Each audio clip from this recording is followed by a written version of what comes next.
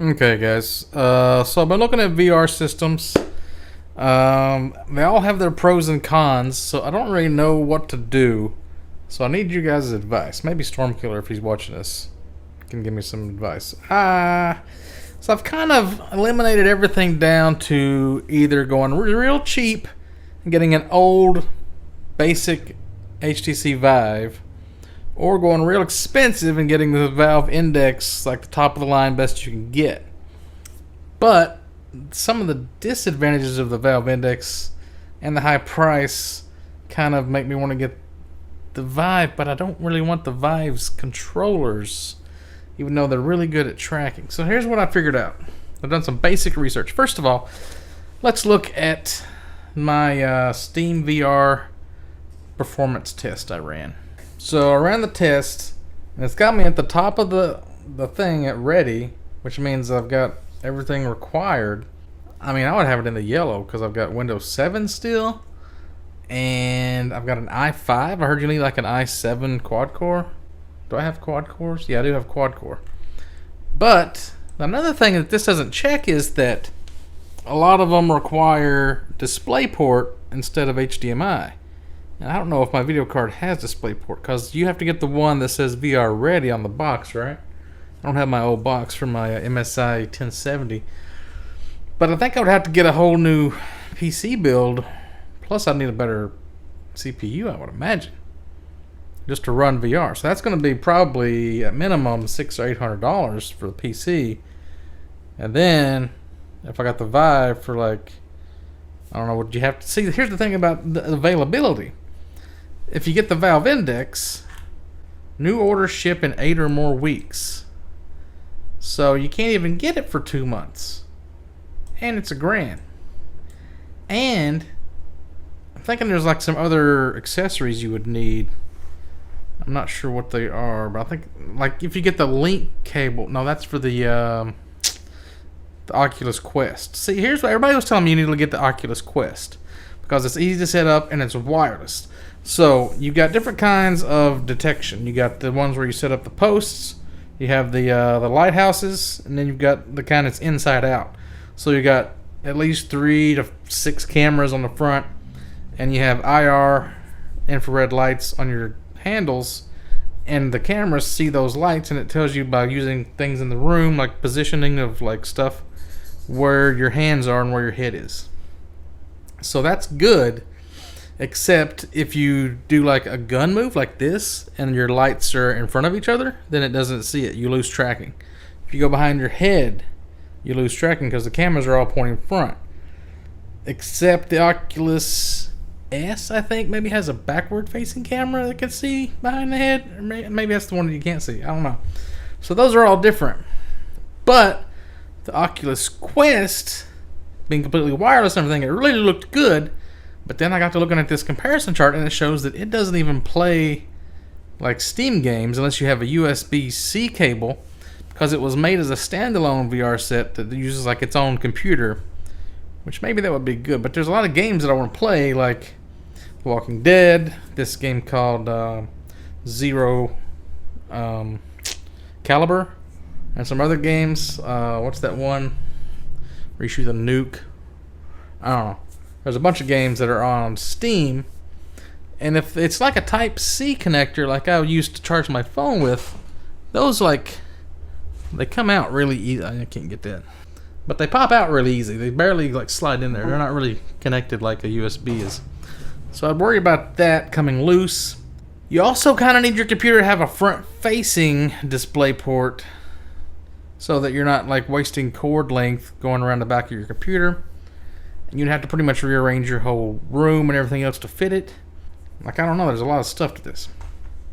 Let's look at the comparison of just the controllers. Okay, so this one I think I like the best. This is the Oculus Touch controller. So you've got a grip trigger, and then you've got a trigger in the front, and you've got a joystick, an actual joystick. And you've got an A, B, and X, Y, and you've got another button. I mean, no, wait, there's another one that's got like a touch-sensitive pad in between. Which one was that? This one. Oh, that's the... Wait. Which one is that?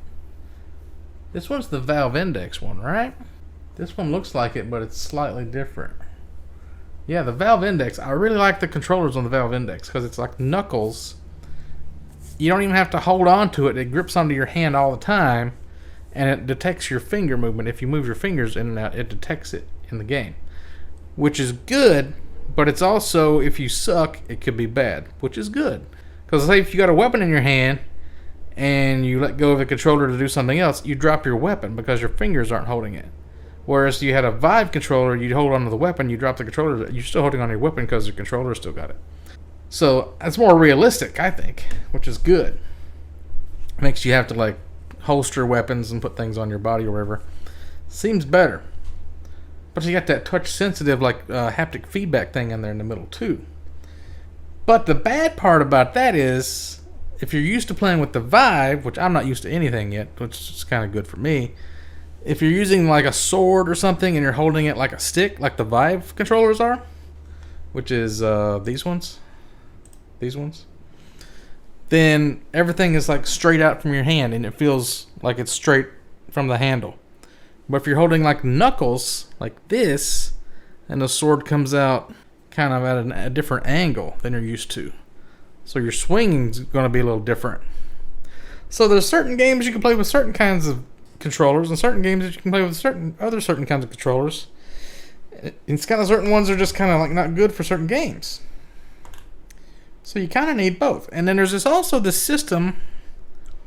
What was it called? The Pimax System. It's like this Chinese brand, I think. It's like really bigger resolution, like a widescreen full thing, and you can use like all the controllers and stuff.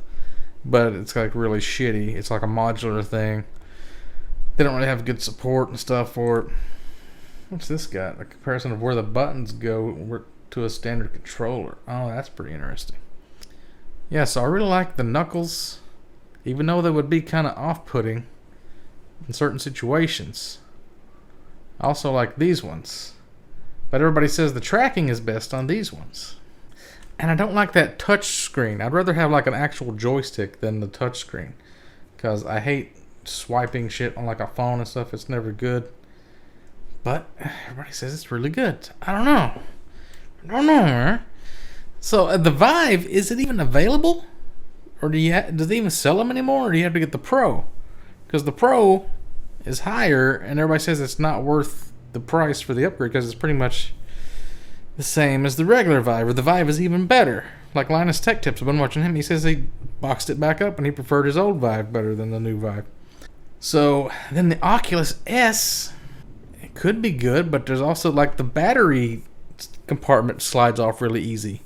Plus you lose it if you put it behind your head and stuff. The tracking's not as good. So I don't know, man. I'm like all over the place. They all have good sides and they all have downsides. What was the other thing about the Valve Index? I'm trying to think. Oh, you have to have DisplayPort, so I have to rebuild my whole computer. Definitely for that one, probably. But it's like super. It's better in almost every way. Everybody says it's like the top end preferred one, because it uses the LCD. Let's look at the comparison chart here. 1440 by 1600 resolution and 120 refresh rate. That's a big deal. So everything is more stable. You get more. The black colors look more black, but they also break the immersion a little bit because it's too realistic or something. And then you can zoom it, you can adjust it so you can back out far enough that you're not even, you can see the edges of the screen. But you can also, like, if you wear glasses, you can push it too close and scratch the thing on it. And it's like $1,000 system. And how easy is it going to be to replace lenses on your Valve Index that you spent $1,000 on if you actually scratch the things inside? So I'm thinking going cheap's probably the best way. But I really want, like, I've waited this long to get one because I'm waiting for the technology to get good. Now that the technology is good, it's like too expensive to risk breaking it. So it's like, what? What do I do? Should I just wait until like a cheaper version of the Valve comes out? Like an upgrade to the... Well, here's the thing. A friend of mine, my boss's son at work, he got the Vive Cosmos. He's been playing this one.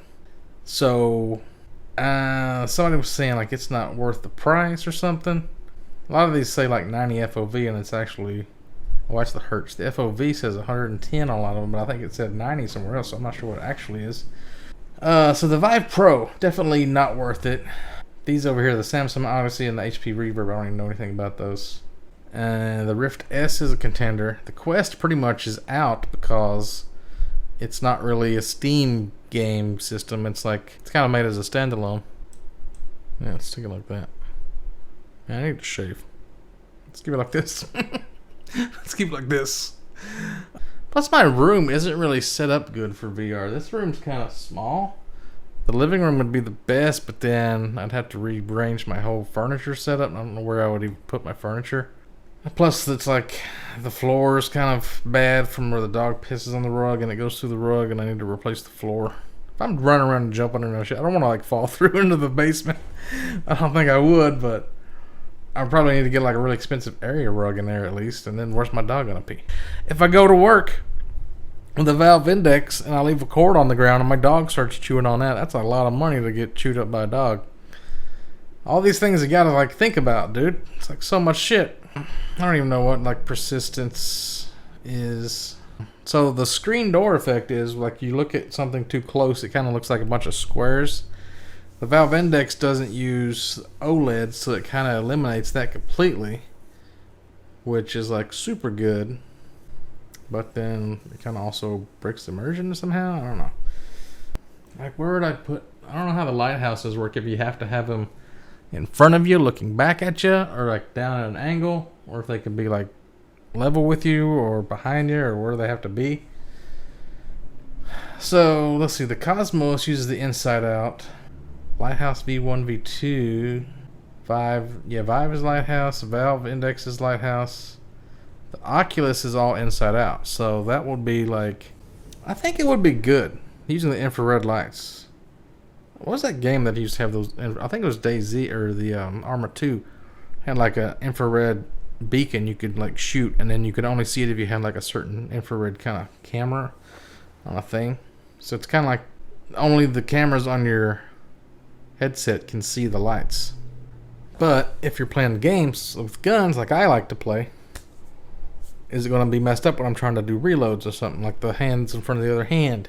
Yeah, that could be a real dick in the butt right there. If you're trying to do some tricks, you see the cool tricks where you like throw your friend a magazine and they catch it in the gun, and you do behind the back tosses and pulling the pin on somebody else's grenade and throwing it in their pants or something, or like holding the bolt action back on somebody else's gun so they can't shoot it, or pulling out their magazine, and all kinds of weird shit like that. I'm going to need actual good detection for that, which the Vive would be best for, but also you'd want your fingers to do a lot of that stuff, so the Valve Index seems like it would be the best for that.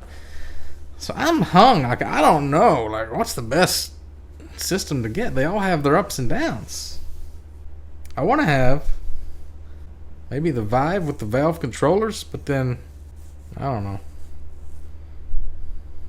Could you do that? Could you use the controllers for a different system? Are they compatible? Is there another system I'm completely blanking on? Because where's that other comparison chart I saw? It had like what they all, the games that they can play. Oh, what is this chart? Holy shit. It's got a lot of crap on it. PlayStation VR is out because I don't have a PlayStation. Pimax is pretty much out. OLED or LCD, I don't really know what the best one is. Asus has one. Cosmos Elite. Star VR 1. 210 field of view. $3,200. What the fuck? Okay, that one's out. Well, they got some really garbage ones there at the bottom. Alright, so here's the chart from Wikipedia. It has this chart over here, and it says OS VR, Steam VR, Oculus PC, PlayStation, PC, Windows, Mixed Reality, Oculus Store. So I'm thinking the ones I would need are the ones that have yes on the PC, right? Like the Oculus Rift basic one. FOV 0. What is that? The Fove has eye tracking. Oh, that was like a Kickstarter campaign. I guess it probably never came out or something. Starbreeze Star VR. That's one we looked at. It was crazy high, right? Pimax, no. VR Engineers, VR Hero 5K. AR tracking, I'm tracking Lighthouse. DisplayPort 1.2. Dell Visor. Deephoon VR E3. AMOLED. 336 basic. Eye tracking. What is a Deephoon VR? HTC Vive Pro. See, it says no over here on the PC. So it has, yes, a Steam VR though. What's the difference between Steam VR and PC? Steam's on PC.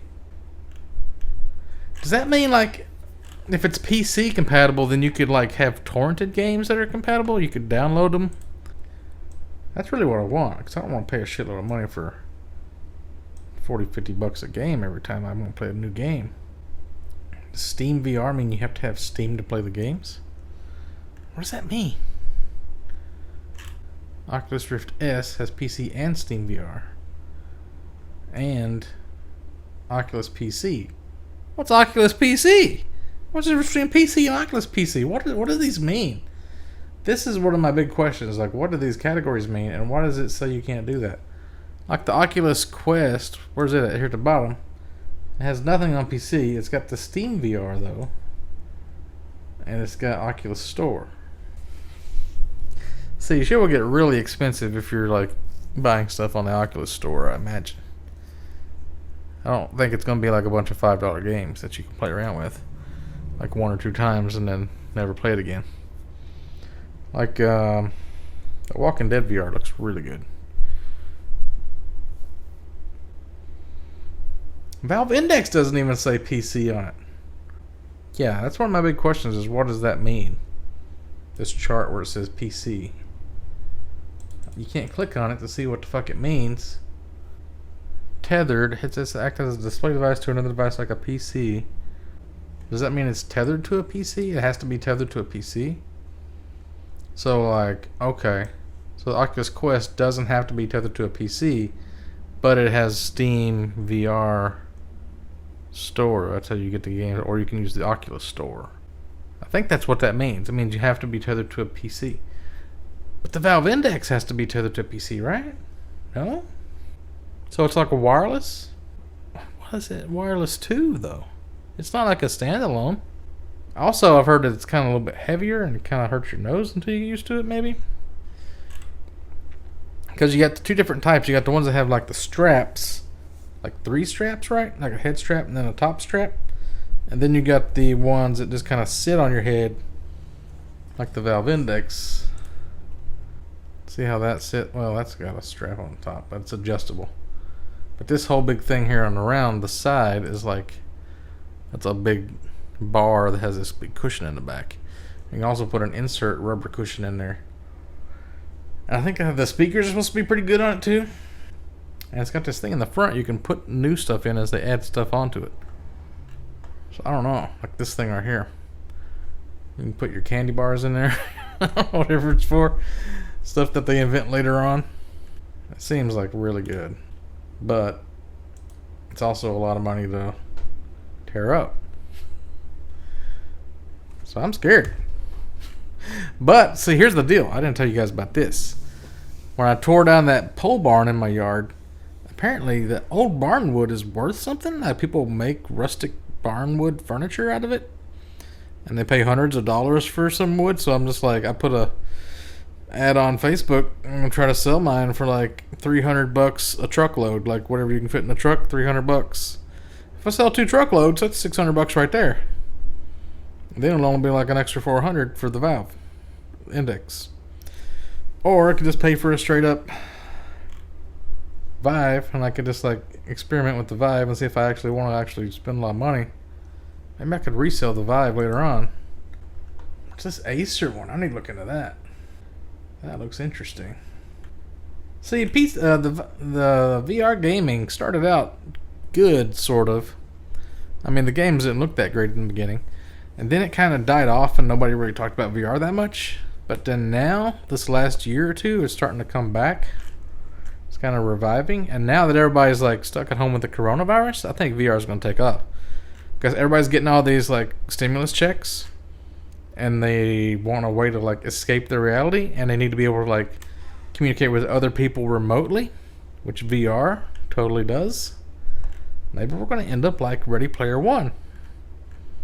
That's going to be our new universe, guys. Look at all this.